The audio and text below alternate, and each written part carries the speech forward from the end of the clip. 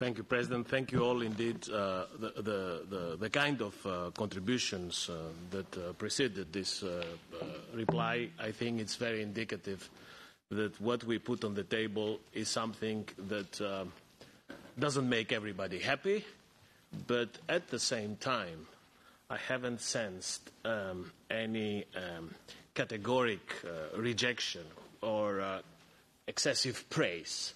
So I take this as a good sign. And I once again want to thank you for your work, for your commitment, and for the balanced way you approach this very, very difficult subject. Let me first start with some general points and then some specifics. There was a lot of question on Moria, no more Moria, and the link of the new system to the old one. Let me tell you, as a member of the college, as someone who has dedicated 30 years of his life on Europe, as a Greek national, that Moria is there to remind us everything that we need to do differently in Europe. And Moria is not the result or the fault of Europe. Moria is the tangible example of the cost of non-Europe. Why is Moria so painful? Because this is a result of a system, the current system, which is in essence a non-system. There is no European migration policy today. And for as long as there isn't one, what we're seeing around us is a patchwork of different regulatory interventions with some things happening here, some things happening there. And at the end of the day, we have black holes, bottlenecks, violations of our rules and our values, and this is what we want to change. So I do not accept that the new system will produce new Morias. No, on the contrary. The new system is designed to create a circuit, a holistic framework of everything connects to everything else. And if all this circuit is adopted and put in practice, we think, we are confident that we will live in a new reality for migration policy in Europe. Then I take Sophie Inveld's challenge to say who won.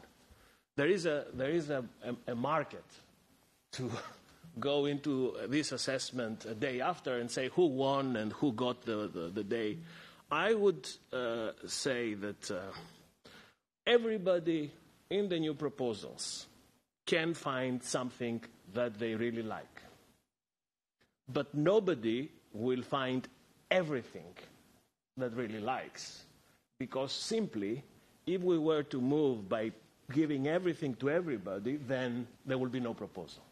That would be 2016 revisited.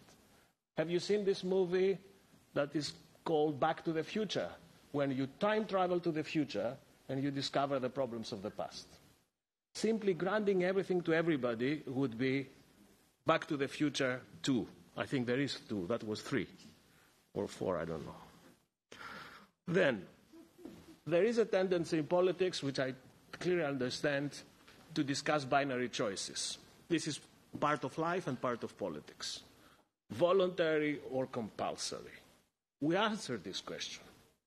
Instead of voluntary or compulsory solidarity, we have a system of permanent, effective solidarity that provides to those who requested the assurance that they will get what they need. And no, there will be no way out or no exit doors out of this system, because, as you will see in the proposals, the Commission has a role, both as a regulator, if I may say so, of the solidarity mix, according to the typology of the situation we find ourselves, but also with a correction mechanism at the end that makes sure that we can top up what we don't have. Integration, yes.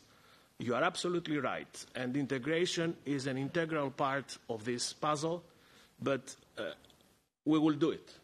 But we will do it with all the quality and all the attention that this subject warrants. We will not do it by adding in this mega package of 10 new texts, plus the 5 ones that you have on the table, it wouldn't be fair to add a 16th one on legal migration. We'll do it properly. We'll do it nicely. And I would have expected by my good friend Tineke Stirk to recognize our effort to honor her proposal to revise the long-term qualifications directive, which you challenged me in the hearing, and you told me you will never make it.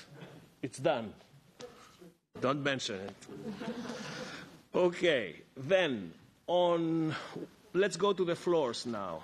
No, let's go. There is another also generic question, which is fundamental rights. I think one has to be really of bad faith to attribute to this new package an elliptical approach to fundamental rights. Really. I mean, I fully acknowledge that the situation we have today, the non-system I described earlier, has issues of fundamental rights, does raise issues, because precisely it's an elliptical system. It's a system that doesn't work. But if you see at the package, for the first time, as integral part of this new approach, we have very specific fundamental rights safeguards and monitoring through our fundamental rights agency in Vienna to design and help member states to monitor independently the fundamental rights at our external borders. We have specific guarantees for search and rescue and vulnerable people. And we carve out for unaccompanied minors, families, and small children. We exclude them from the border procedure so that we make sure that they do not go into these cumbersome and lengthy and often inhumane processes. So really, I do not accept, and I heard some of the people, not in the room, but from the screens, accusing us of omitting fundamental rights, where precisely we're doing the opposite. Precisely where we're doing the opposite, and for the first time. Quickly now, in the 3 floors, let's do floor by floor on the external relations. On the external relations, we do not need to open up to all third countries in the world. We need to concentrate on a specific number of countries, 20, 25, that are countries that have a strong connection to the migratory phenomenon, that are countries of origin and transit, neighbors and partners. And to do that, we will need, as I was saying, a fundamental change of paradigm. We will need to do it with Josep Borrell, with Oliver Varhelyi, with Jutta Urpilainen, and the President herself. We will need a major effort to make everybody see in our neighborhood that they have a shared interest in managing properly migration flows, because this is in their interest too. It's not only in our interest. And we will not impose anything. We will not sanction everybody. We will not be aggressive to our neighbors, but we want to move to win-win partnership agreements that we mobilize everything we can have to offer, and they also accept to build a better future for their people and cooperate more on border management and reception and returns and readmission. On borders, the second floor, I think by now it's clear that Dublin, okay, you can choose different ways to explain this or to describe what we're doing. Yesterday I said we're putting Dublin to bed. Or you can say we leave it behind, we push it aside. But this is a new era.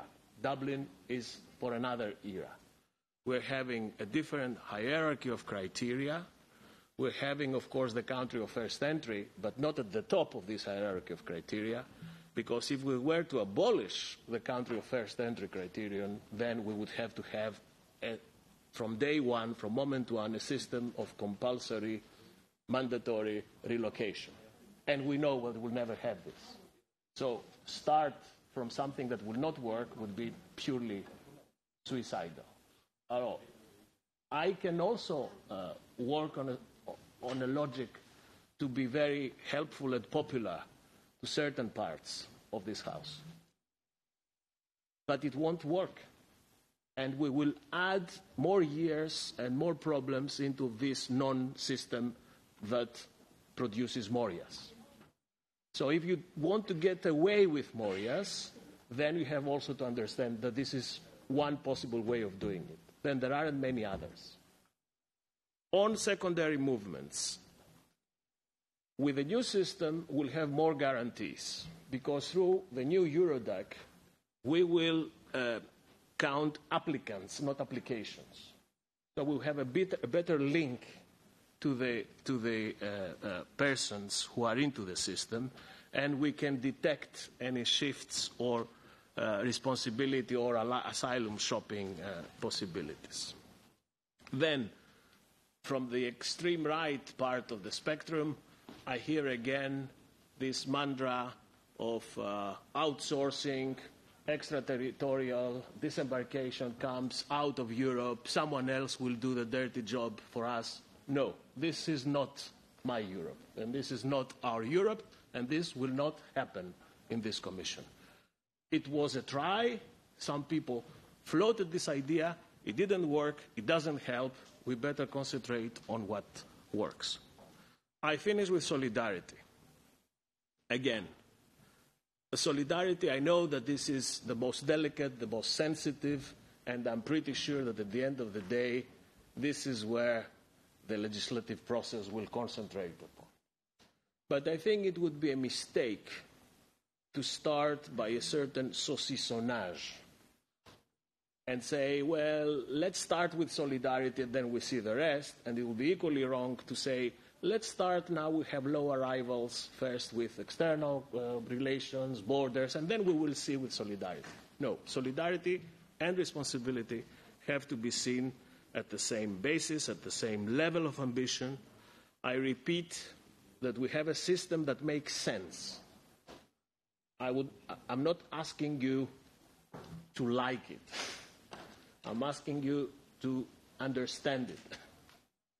And we will need time to discuss this.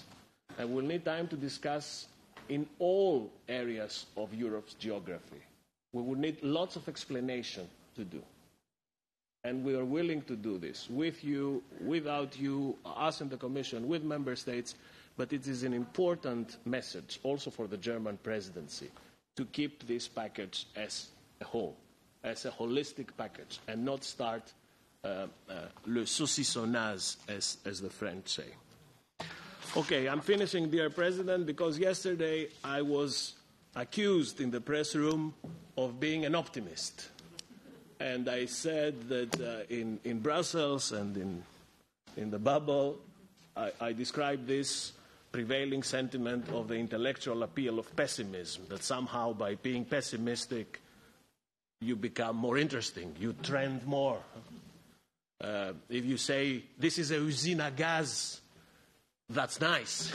It reads nice. But it's not true. I claim the right to optimism. And I must say that although we're not very many, we will try, we will persevere. And our exchange today gave me additional reasons to be optimistic. Thank you, Mr. President.